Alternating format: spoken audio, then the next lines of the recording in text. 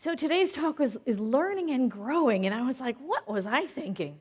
You know, I'm the one that makes these talk titles, and then sometimes I look at them and think, what was I thinking? You know, oh my God. And so I'm looking at all my notes and in the readings I've done and the work, over the past month, and it was like all over the place. It was all over the place. It was scattered. I wanted to talk about this and this and this, and well, this is about learning, and this is about growing, and this is about learning and growing, and it was just all over. And I didn't know where to start, and I didn't know what direction I was heading in, and I didn't know what I wanted to say. I didn't know what I wanted to do with it. I thought to myself, oh my God, oh my God, this talk is just like my life right now.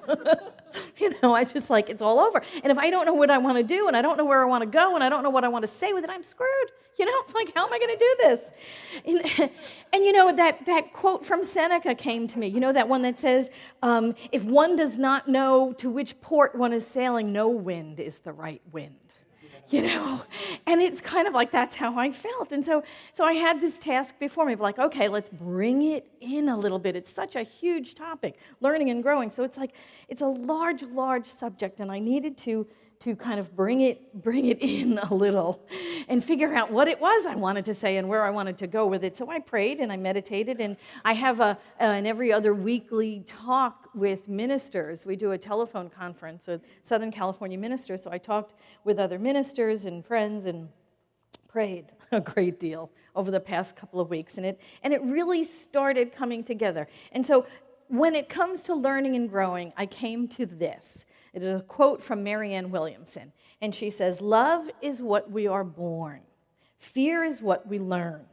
The spiritual journey is of unlearning the fear and prejudices and the acceptance of love back into our hearts. Love is the essential reality and our purpose on earth. To be consciously aware of it, to experience love in ourselves and others is the meaning of life. Meaning does not lie in things. Meaning lies in us." And I thought, well, there you go. That's really all you need to say about learning and growing. It is a process of unlearning, shedding all of the things that we think we know for the truth. Ernest Holmes said, "Remember, faith is natural, fear is unnatural. Faith is positive, fear is negative. Faith is affirmative, fear is a denial of life." So what I know is when we are scattered like that and unsure of ourselves, we really don't know how to proceed, What I do know is that the intelligence within us knows. Even if we don't know where to go and what to do and how to start or where to begin, that there is a divine consciousness within us that is expressing itself through us and as us, and that divine intelligence absolutely knows where we're going and what we're doing and how to get there. We just need to be open and receptive to it. We need to be in alignment with that intelligence that is always available to us. When we are available, Spirit shows up in its fullness and expresses through us and as us. And when we're not available to us, Spirit shows up and expresses through us and as us to the extent that we allow it. To the extent that we allow it. We can't express any more of Spirit than we are open and available to.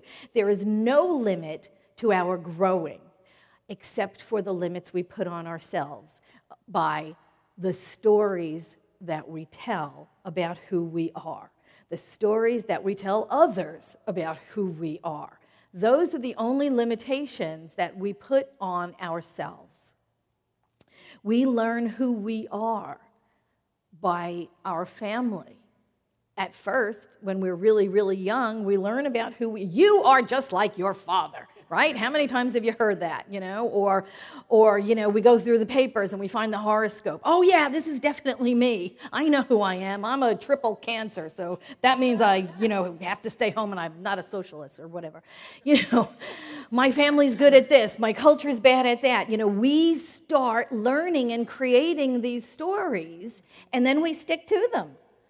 This is what I'm good at, this is what I'm bad at, this is how I am, this is what my horoscope says I am, this is what my numbers, my palm is so-and-so, so I have to be that. We learn all these stories about ourselves, and then we stick to them, or they stick to us, or whatever. We limit ourselves by believing these stories about us. And Ernest Holmes said this. He said, if you have ever believed in them, if you have ever believed the stars govern you, or your environment governs you, or that your opportunities govern you, if you have ever been led to believe by anyone that any of these things govern you, recognize it is a hypnotic condition into which you have fallen, and deny every single one of them until there is no longer, bless you, anything in you that believes them. This is the way to get your consciousness clear. You are an expression of the divine. All of these things are just stories you've collected along their way. And some of them are really nice stories. They're good stories. Some of them have a little too much melodrama in them. But they are really, really good stories, but that's all they are. They're stories. You are the divine in form. That's it. Nothing else. You are the divine in form. Principle is not bound by precedent. You know that expression? Principle is not bound by precedent. That means it does not matter what comes before. Principle, the principle of our lives, the fact that we have that seed of perfection nestled within us, and that is the truth of who we are. We are that seed of perfection, that spirit in form. That thing is not bound by anything that has come before it. So no matter what anybody told you, or how you were raised, or what culture you were in, all of those stories are limiting that expression of the divine within you, and it is up to us to shed ourselves of the story. Shed ourselves of the story. Principle is not bound by precedent. I'm in a fantasy football league. And it's really interesting because they give, you pick out all your players, right? And then it tells you what your players are going to be doing this week and how well they're going to do based on how well they did last week. It's a bunch of garbage. And I always pick the good players because they have really good numbers, and they do or they don't have good numbers this week. That's all there is to it. But by basing who you're going to pick on what they did last week, it's kind of like how we run our lives too. Well, based on what happened last week, this is what's bound to happen this week, and it's not. It's not. Principle is not bound by precedence. It makes no sense. We cannot predict how successful or unsuccessful we're going to be in the future by looking back over our shoulders at the past. It just doesn't work that way. Principle, the principle by which all things happen, that principle is never, ever limited by what happened to you in the past. It's just not. Okay, it's not limited by anything that came before it. So nothing from our past can dictate what happens in our future or our present. We buy into that lie. We buy into that lie that we can't do it because we couldn't do it. Because we failed in the past, so we're going to fail in the present or the future. We buy into the lie that there's only so many people in the world that can win. And there's only so many people that can break even, and then the rest of us are losers. We buy into that lie that there's only so much good to go around. That it's a limited amount of pie. Who made the damn pie chart to begin with? It was made up by humans. You know what? If that pie is eaten, get another pie, It's not about limiting spirit. It's not about limiting spirit, but we buy into that lie that only so many can succeed and no more. I know I was born to succeed. I know I was. Because spirit within me can only know success. And what is success? It's whatever you decide it is. I'm not talking about dollars or things that you own or anything like that. I'm talking about being successful, being self-actualized, happy, fulfilled person, doing what we love. Doing what we love. I was born to laugh. I was born to laugh, really. I don't take things seriously. I take this teaching very seriously, but I don't, like Ernest Holmes said, but I don't take myself very seriously. But I was born to laugh. I was born to draw. I was born to sing, really not well at all. Well at all. But I still do it, I was born to sing. In the shower when nobody can hear me, that's really the best place for me to sing. I was born to think about the stars and think about the universe and just lie on my back and look at the stars at night. I was born to give birth to amazing children that I love dearly, that are doing fabulous things in the world. I was born to think about spirit and to contemplate it and to understand it or try to understand my little part in it. I was born to wonder about my personal cosmology, the universe and my place in it. I was born to encourage others because that's just what I love to do. I was born to motivate. I was born to live life out loud and hardly ever apologize for it. I was born to speak truth. I was born for all of those things and more. And each one of us has our own list. What were you born for? I was born for all of those things and more, and things I haven't even discovered yet that I'll find out I was born for. What are you born for? You are alive to discover all of those things and more. And the discovery goes on and on and on and on and on until the day you shed the body, and then you go off and you do something else, whatever that is.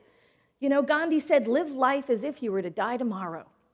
Learn as if you were to live forever.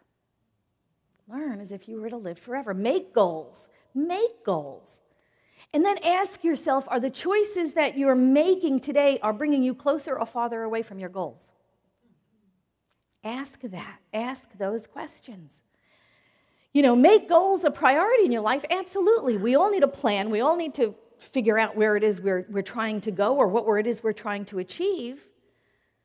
And make the goal a priority in your life. And you know what? And fire your methods if they're not getting you closer to the goal.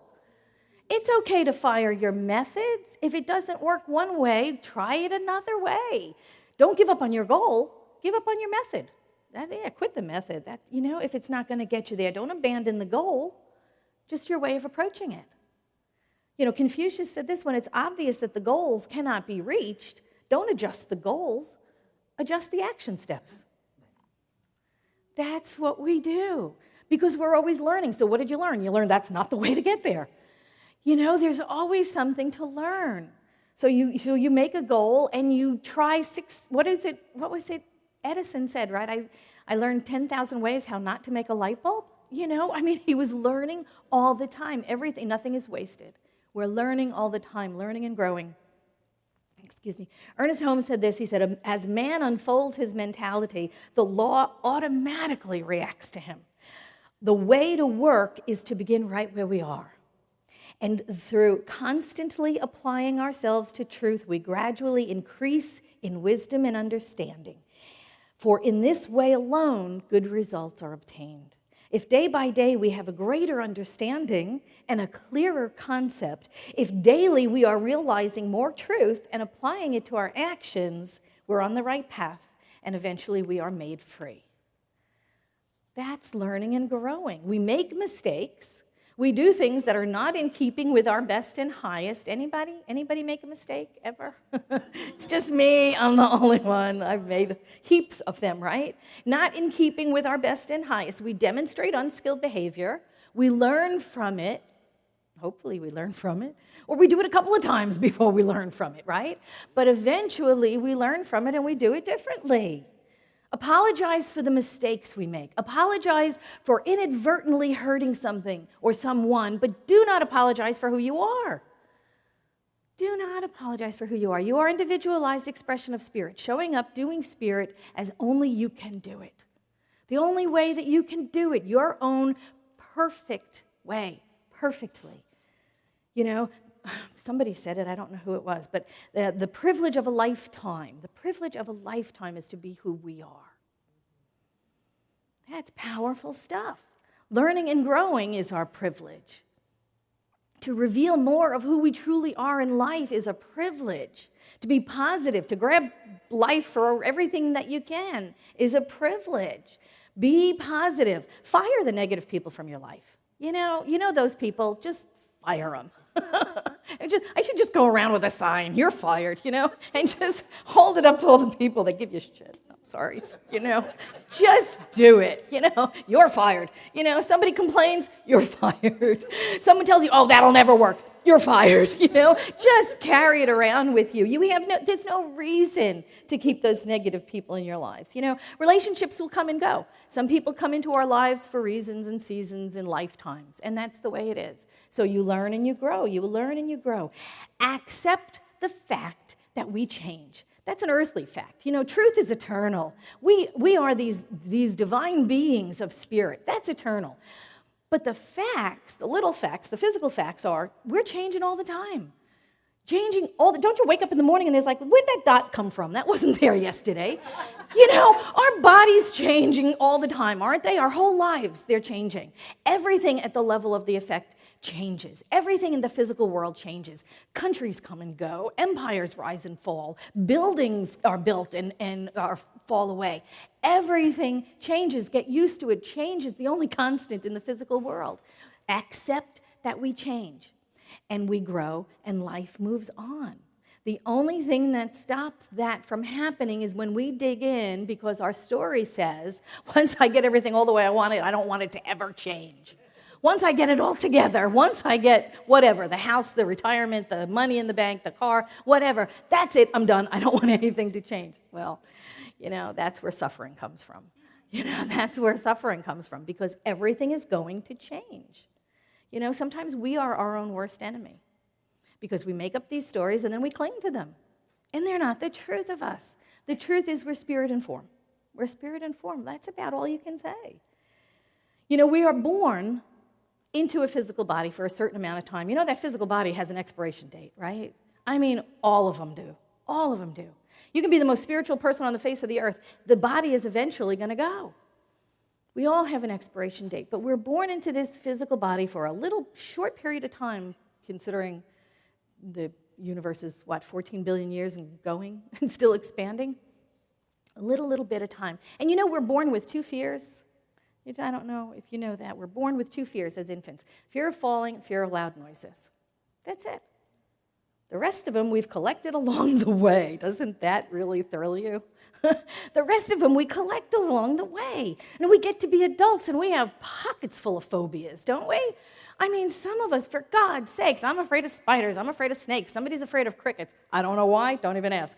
But some people are afraid of crickets. Some people are afraid of, the list goes on and on and on, right? Loud noises and is added to by I'm afraid of airplanes, I'm afraid of flying, I'm afraid of driving, I'm afraid of enclosed spaces, I'm afraid of going outside, I'm afraid. We collect them. Now, here's the thing. What are you doing about them? What are you doing about them? Because if you're collecting them and they're just your story, get rid of them. The idea is not, oh, this is who I am. I'm afraid of this and I'm afraid of that and I'm afraid. No, they're there to be overcome. What are you doing about them? If you're afraid of flying, for God's sakes, get on a plane, get over it, If you're afraid of spiders, get to know one, Well, it's like, really, if you're afraid of snakes, I've got one at home, you can hold it. It doesn't do anything. The whole idea is not to let your fears limit you. Don't let your fear be your story. Oh, this is who I am. I'm afraid of this, I'm afraid of this, I'm afraid of this, I'm afraid of this. Because each and everything is limiting you a little more and a little more and a little more. Each one of your fears, each one of your phobias, each one of the things you can't do. Oh my God, I can't look at this, I can't do that, I can't do this. They are limiting you. It's not our destiny to collect fears like trading cards. What we're here to do is work through them and expand our experience of life. When people come to me and they, I'm afraid of whatever, I'm afraid of this, I'm afraid of that, what are you doing to overcome it? What are you doing to overcome that? You're here to be expansive. You are here to be these fully self-actualized beings. You're here to be feisty and fearless and experience all that life has to offer. Remember, Marianne Williamson said, love is what we're born. Fear is what we learn. The spiritual journey is to unlearn the fear and the prejudices. So what are you doing to unlearn those things that are limiting your expression in life? Fear shuts us down. Love expands us. Fear shuts us down. It's like so much. Paul said this. He's like, oh, it's like a Fearmas tree. It's like instead of Christmas, we have a little Fearmas tree. And each tree is decorated with the ornaments that we put on it, and each ornament is handmade with the year we collected this particular fear, right? Oh, I started getting, afraid of enclosed places, 1978. You hang it on there, And there's another ornament. Oh, here I am, afraid of, heights. Oh, this happened in 1982, And we collect them as if, this is our life. It's not. It's just a crappy old story. Each one of them is just an illusion, and it's just a story. So what are you doing to unlearn those fears and to grow beyond them and live that greater self-actualized life? Oh, fear of heights, I got this one at 20, and, blah, blah, blah. It's about growing through them. Life is about courage to grow beyond our self-imposed limitations. Because we shut down our experience of life one fear at a time. One fear at a time. It's like those people, I speak to people who have had cataract surgery, and they don't realize the little kind of patina that life is getting around them, because cataracts come on so slowly and so gradually. They don't realize colors are becoming muted and whites are looking a little browner and things are duller and there is almost like a grayish or a brownish tinge to everything until they have the cataract surgery. And oh my God, it's like whites are so white, I can't believe it. Colors are so brilliant. Yeah, and that's exactly the way our fears affect us. They close us down. They mute the fullness and the richness and the love of life. They discolor things. We become enlightened by having the courage to walk through what is limiting us. And the brightness is there, and the light, and the color of life, and the texture, and the joy, and the emotion, and the juiciness, they're all on the other side of your fears. They're all on the other side of our fears. Krishnamurti said this. He said, there is no end to education. It's not that you read a book, pass an examination, and finish with education. The whole of life, from the moment you are born to the moment you die, is a process of learning. It is all a process of learning. The divine creativity of life, it'll find a way to teach you. And that's the scary part too, because if you're not open and available to have that divine expression through you, it has the 2x4 experience waiting. And you'll learn that way. And ow, that's the ow part of growth. The OW in the middle of the word growth, it's no way to learn. The universe will not be stagnant. It will not let you just sit and do nothing. I remember Helen Schuckman, who was the woman who said that the Course in Miracles was channeled through her. She said that Jesus spoke to her. She was an atheist, Jewish psychiatrist. And she had these wonderful conversations with Jesus, and she wrote this. She said he dictated it. She wrote this whole Course in Miracles. She said it was just channeled through her. And she said at one point she asked, why me?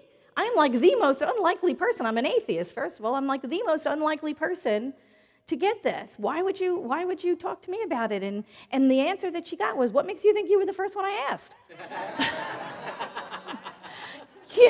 This is universal intelligence. It's gonna move through us if we let it. And if we say no, it's gonna find an outlet someplace else. How many things did you invent in your mind when you were a kid? And you didn't do anything about them, and you got older and you didn't do anything about them. And sure enough, they show up in form, don't they? They show up in form somewhere, and you go, I could have invented that. 40 years ago, I could have invented the chip clip. I used to use my mom's clothespins, But I didn't, but somebody did. Because universal intelligence, it's dying to just express through us. And if we keep shutting it down and saying, no, it'll find an outlet someplace, somewhere else, something else, Spirit will demonstrate its expression, its intelligence through us when we let it. When we're open and available, it expresses through us like that, brilliantly, into the world. Picasso said, inspiration exists, but it must find you working. It must find you working. So we have to be the place where that inspiration can flow into being. We have to be open and available. We have to be in alignment for Spirit to work through us. That's the only way Spirit demonstrates in the world, is through us. Spirit's not just, floating around by itself, not in form. It's in form. We are the only way that Spirit can make itself known in the physical world and get stuff done. You must be the place where inspiration finds an outlet. And don't let worry stop you, and don't let fear stop you. We need to grow through the fear. That is our mission, learning and growing. We can't be satisfied with the way things are. We are forever expressing. What else? How else do we learn and grow? Breaking through our fears, using courage, being in community like this, knowing the highest and best about each other, being of service to people, showing up and being kind for no reason, just because that's our nature.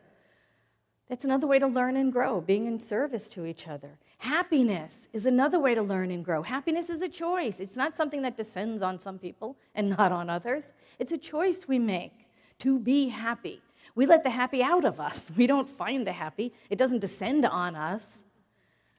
We are the happy. We bring the happy to any situation or not. It's a choice. It's a choice. Other ways do we learn and grow? Through character, through integrity, saying what you mean and meaning what you say. What is it? The 4 agreements, right? Being in integrity with your word. It's another way we learn and grow. Love. I think love is a huge one. Don't we learn and grow in relationships all the time? Oh, good Lord. We learn more in relationships than I think we ever want to know sometimes.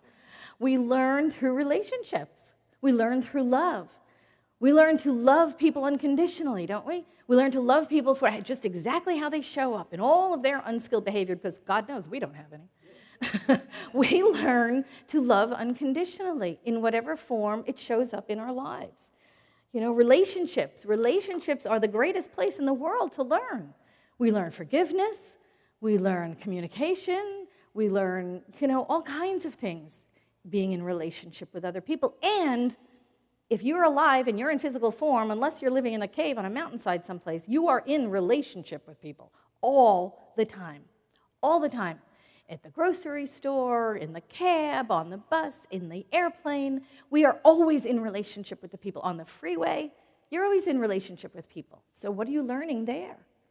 And then in spirituality, where we learn and grow being in spiritual community all the time. All the time, we learn to understand ourselves better, understand each other better, understand the nature of the divine. And what a sense of humor it has. What a sense of humor. Wisdom and spirit, within us. How do I want to say this?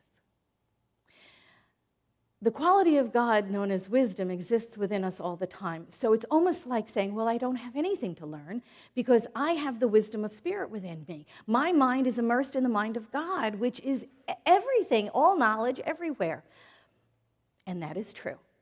And yet, again, it's a process of unlearning. It is a process of unlearning, of breaking down those barriers to that wisdom that we have built for ourselves. Oh, I'm bad at math, or I don't understand science, or whatever.